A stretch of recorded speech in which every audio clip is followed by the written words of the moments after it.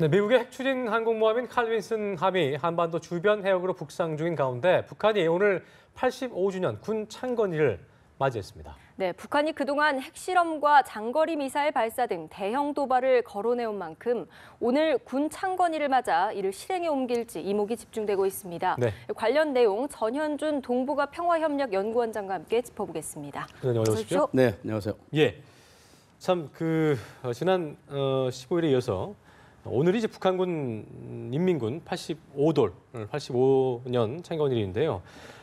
아직까지는 북한 내 어떤 특이 동향은 파악되지 않고 있는데 일단 고강도, 저강도 아무것도 하지 않는다. 이 세 가지 중에 어떤 선택을 할지 저희가 좀 짚어볼 필요가 있을 것 같습니다. 네, 뭐 세 가지 다 유력합니다만은 현재까지 상황으로 보게 되면은 자기들 나름대로 좀 할 듯 말 듯한 그런 카드를 지금 계속 활용하고 있지 않는가 그렇게 생각을 합니다.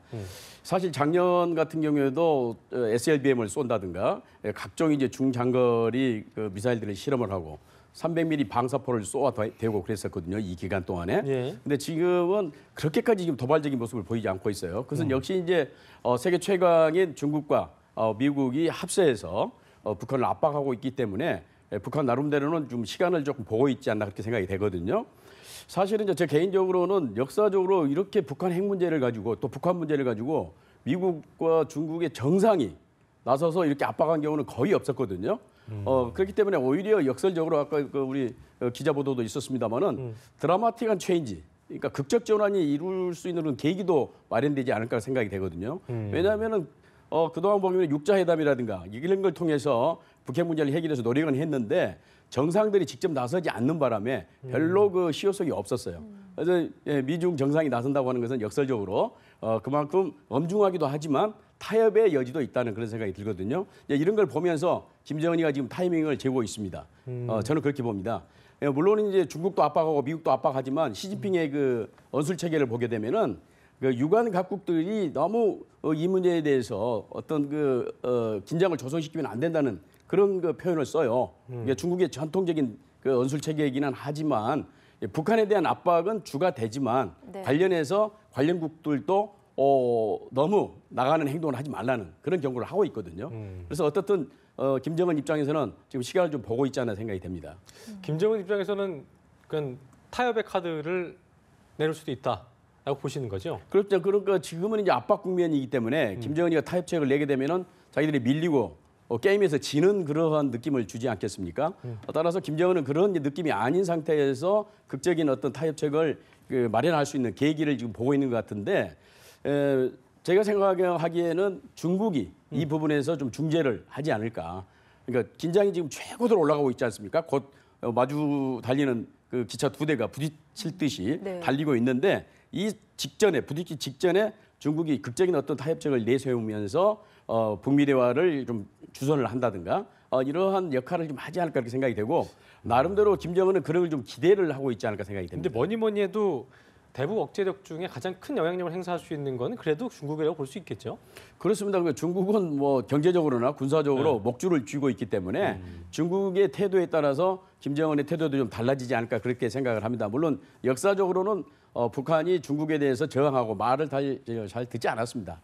또 북한은 중국을 믿지를 않고 그렇기 때문에 쉽지는 않겠습니다만은 그럼에도 불구하고 중국이 지금 초강도의 압박을 가하고 있기 때문에 사실 김정은도 자기 체제가 붕괴한다든가 또는 좁게 얘기하면 자기 정권이 붕괴한다든가 또 나가서 자기 자신이 죽는다든가 하는 것까지는 생각하지 않을 거 아니겠습니까? 그렇다면은 그런 최악의 상황이 오지 않은 전 단계에서 어떤 극적인 그런 타협책을 내놓지 않을까 그렇게 생각이 되거든요. 네, 지금 중국이 북한에 대해서 압박 수위를 좀 높이고 있는 걸로 보이는데 지금 북중 국경 지역에 또 중국군 경계 수위가 임전태세 수준으로 강화됐다고 하는데요. 이거는 또 어떤 의미로 봐야 됩니까? 예, 지금 중국의 전구는 5개가 있습니다. 작년부터 시진핑이 그 전구를 이제 새로 내놓았습니다. 그 7개 군구에서 5개 전구로 이렇게 이제 만들었는데 북부 전구는 지금 북중 국경이라든가 또 러시아 중러 국경 거기를 이제 담당하는 것인데 최고 높은 단계로 지금 경계태세에 돌입한 거 아니겠습니까? 그것은 이제 뭐 두 가지 의미가 있겠습니다. 실제로 한반도에서 전쟁이 났을 때 신속하게 한반도로 전개시키기 위해서 그런 경우도 있는 거고 이제 그러한 긴장을 최고로 높임으로써 김정은을 압박하는 그런 효과도 같이 지금 있지 않나 생각이 됩니다. 네. 그러니까 중국으로서는 하여튼 최대한 김정은을 압박해서 육자 핵실험을 하지 못하게 한다든가 ICBM을 쏘지 못하도록 하는 그러한 억제력을 좀 발휘하고 있기 때문에 아마 이제 그런 행동을 하고 있지 않나 생각이 됩니다. 그렇군요. 네. 저희가 앞서 그 기자 보도로도 보도를 해드렸습니다만 미 해군의 7함대 소속 오하이오급 핵 추진 잠수함인 미시간호가 오늘 부산항에 오전에 입항을 했다고 합니다. 칼빈스함에 이어서 이제 미시간호의 한반도 전개가 보여주는 어떤 군사적인 의미가 상당해 보이는데요. 어떻게 좀 저희가 짚어볼 수 있을까요? 그렇죠. 지금 뭐 트럼프로서는 어떤 최대한 또 긴장을 높여서 김정은의 그런 어떤 항복이랄까요? 어떤 그런, 도발도 용납하지 않겠다 이런 그런 걸 이제 받아내야 되기 의미라고. 때문에 예. 자기들이 가지고 있는 전략 자산을 총동원하는 거죠. 트럼프 대통령이 이렇게 큰 소리 쳤지 않습니까? 자기들의 군대는 세계 최강이다. 그리고 핵 잠수함도 있다. 이렇게 이제 얘기를 했지 않습니까?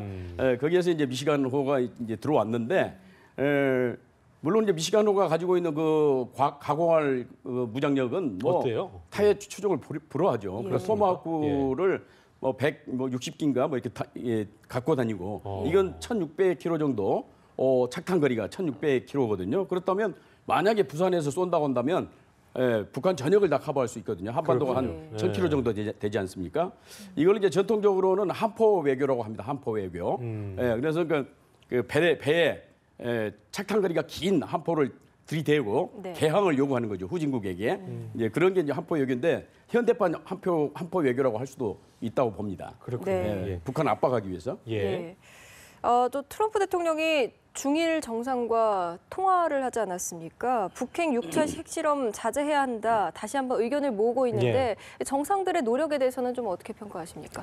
뭐 저는 높이 평가합니다. 앞서도 얘기했습니다만은 정상들이 이렇게 나서야 사실은 북한 핵 문제가 해결된다고 저는 평소에 그렇게 생각해 왔거든요. 육자회담 아무리 몇 번 해봐야 소용없습니다. 그러니까 장관들도 아니고 이제 정상급들이 그렇습니다. 해야. 정상들이 예. 문제 인식을 갖고 예. 그 해법을 마련해야 된다 그렇게 생각을 하거든요. 그런 측면에서 트럼프 대통령이 뭐 열심히 지금 시진핑, 아베, 심지어 메르켈까지 통화를 하면서 북한을 압박하는 그런 모습들을 보이는 건데 그렇다고 해서 미국이 전쟁을 한다든가 또는 북한이 전쟁을 한다든가 그건 쉽지 않습니다. 그러니까 미국이 전쟁을 만약에 일으킨다고 한다면 한반도 전역은 이제 전장터가 되는 거고 우리 수도권은 뭐 상당한 피해를 보게 되지 않습니까? 예. 물론 북한도 없어지겠지만 또 만약에 정말 북한이 먼저 선제 공격을 하면 북한이라고 나라는 거의 없어질 정도로 막대한 피해를 입기 때문에 어느 누구도 지금 공포 균형을 깨트릴 생각은 없는 겁니다. 공포 균형이라고 하는 것은 핵무기라든가 이런 대량 살상 무기를 갖고 있을 경우에 거의 한 개가 있든 10개가 있든 상관이 없습니다. 예. 이런 이제 공포의 무기를 가지고 균형을 이루고 있기 때문에 이걸 깬다고 하는 것은 쉽지 않거든요. 그러나 그 전 단계까지는 미국은 최대한 지금 밀어붙일 가능성이 높습니다. 이제 물론 김정은이 과연 얼마까지 인내를 할 건가? 원유 공급까지도 만약에 중국이 차단한다고 한다면 그걸 감내할 수 있을 것인가? 이런 여러 가지를 지금 계산하면서 대응할 걸로 보는데 물론 이제 전통적으로 그 북한의 빨치산식 전략을 보게 되면 압박을 가한다고 해서 뒤로 물러서게 되면 계속 물려서 결국 다 못 살아게 된다 그런 생각을 갖고 있어요. 그렇기 때문에 상대방이 강하게 나오면 자기도 또 강하게 나가야 된다고 하는 그런 맞대응 전략을 계속 지금 추진해 왔었거든요. 지금도 마찬가지겠습니다. 미국과 중국이 또는 일본과 한국이 아무리 역량을 발휘해서 자기들을 압박한다 손치더라도 여기서 만약에 자기들이 항복하는 그런 모습을 보게 되면 계속 밀려서 북한이라고 나라는 없어진다는 그런 생각을 하기 때문에 그렇게 해서 죽든 한판 싸우다 죽든 이판 사판이다 이런 생각을 할 수도 있어요. 그런데 이제 그럴 경우에는 정말 북한은 없어지기 때문에 그런 극단적인 선택은 어렵지 않아 생각이 됩니다만은 그러나 그 전 단계까지는 이처럼 굉장히 불안하고 긴장이 조성되는 그런 상황이 계속 갈 걸로 봅니다. 그래요. 아까 저희가 그 미국과 중국과 어떤 그 북한 간의 관계에 대해서 저희가 앞서 좀 언급을 하긴 했습니다만 미국과 중국이 정상들 간의 통화를 한 이후에 북한이 또 가만히 있지 않더라고요. 관영 매체를 통해서 혈맹인데 중국을 맹비난하면서 북중 관계가 파국까지 갈 수 있다는 그렇습니다. 것까지 거론을 했는데요. 중국 관영 매체도 이에 대해서 맞불을 놨죠. 원유 공급 제한도 그렇고 미국의 북핵시설 타격 허용 등은 왔었는데 관영 매체를 통해서 이렇게 주고받는 북중의 설전 우리가 볼 때는 이걸 뭐 한간에서는 이게 보여주기식 쇼잉이다. 서로 짜고 치는 고스톱이다. 싸우는 것처럼 보이는 거다. 이렇게 얘기하는 분석도 있던데 원장님 보시기에 좀 어떻게 좀 진정성을 좀 보십니까? 뭐 그렇다 치더라도 그렇게 안 한 것만 못하죠. 이를테면 우리 앵커하고 저하고 장난으로 한 대씩 때리기로 하자 살살. 그렇지, 물리의 카메라처럼. 근데 이게 예. 잘못하면 이제 진짜 싸움으로 벌어지거든요. 뭐 그렇게는 합니다만은 북중 관계가 그렇게 파탄으로 갈 것 같지는 않습니다. 왜냐하면 역사적으로도 60년대 중소 2년 분쟁 시기에 중국과 북한 관계가 굉장히 나빴습니다.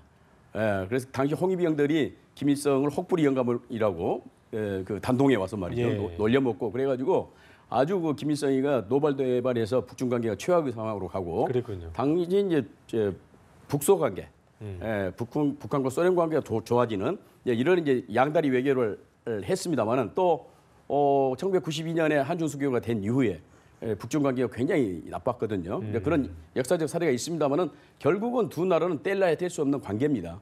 특히 중국은 북한을 버릴 수 없습니다. 임진 외란 때도 그랬고 6.25 전쟁 때도 그렇고 반드시 참전을 하게 돼 있습니다. 버릴 수 없거든요. 또 시진핑도 그 트럼프와 대화에서 노골적으로 얘기를 했지 않습니까? 역사적으로 한국은 자기 땅이었다는 식으로 굉장히 기분 나쁜 얘기입니다만 그런 인식이 있어요. 그렇기 때문에 버리지는 못할 거고 지금은 이제 짜고 치는 건지 아니면 진짜로 좀 싸움을 하고 있는 건지는 정확하지는 않습니다만은 결국은 북중 관계는 어떤 식으로든지 해결될 수밖에 없지 않겠는가. 또 황구시보가 얘기하는 것도 북한에 대한 압박이랄까 뭐 그런 정도 수준에 지금 머물러 있지 않습니까? 뭐 그렇기 때문에 최악의 상황까지는 가지 않을 거로 생각이 됩니다. 예, 네. 알겠습니다. 미국이 미시간호를 한반도로 보내는 것이 뭐 한포 외교다 이렇게 설명을 좀 해주셨는데 북한은 인질 외교를 하는 것 아니냐 이런 관측이 나오고 있어요. 지금 3명의 미국인을 북한에 억류하고 있거든요. 네, 그렇죠. 어떻게 보십니까? 뭐 그런 측면이 있죠. 근데 사실 미국인을 인질 잡아서 어떤 무언가를 달성하려는 그런 세력에 대해서 항복을 한 적이 없습니다. 미국은 예. 어떤 식으로든지 거기 보복을 했지. 근데 이제 그 동안의 역사를 보게 되면은 90년대도 홀준이라고 그래가지고 헬리콥터 그 조종사를 이제 이렇게 소환시키는 과정부터 쭉 이렇게 케네스 베라든가 그렇게 보게 되면은 네. 정말 미국은 끝까지 자국민을 보호하는 그런 원칙이 있기 때문에 전직 이제 클린턴 대통령이라든가 카터 대통령이라든가 심지어는 현직 국방정보국장까지 보내서 예. 미국민을 이렇게 이제 석방시키는 그런 전례가 있었거든요. 예. 그 과정에서 대통령이 조금 사과도 하고 말이죠. 이제 그런 걸 노린 건데 이번에도 이제 그런 걸 노릴지 모르지만 저는 트럼프는 그렇게 호락호락하게 김정은에게 넘어가지 같지는 않아요. 굉장히 세게 나갈 것 같거든요. 그렇기 때문에 김정은이가 이번에는 생각을 좀 잘못한 거 아닌가 그런 생각이 듭니다만 어떻든 말레이시아와 관련돼서 인질외교에서 성공을 했잖아요. 지난번에. 김정남 시해 사건과 관련해서 말레이시아인들을 억류시켜가지고 그렇죠. 김정남 시신을 북한으로 가져가는 이런 성공을 했기 때문에 이번에도 지금 그런 또 미국과 말레이시아는 또 다른 개념이기 그렇죠. 때문에. 지금 미국과 말레이시아는 전혀 다르고 지금 상황 자체가 그렇죠. 너무 지금 엄혹하기 때문에 김정은이가 이걸 가지고 또 미국이 그렇게 또 응해해 주지도 않을 걸로 그렇게 생각이 됩니다. 네, 알겠습니다. 알겠습니다. 지금까지 전현준 동북아 평화협력연구원장의 말씀 들었습니다. 네, 고맙습니다. 고맙습니다.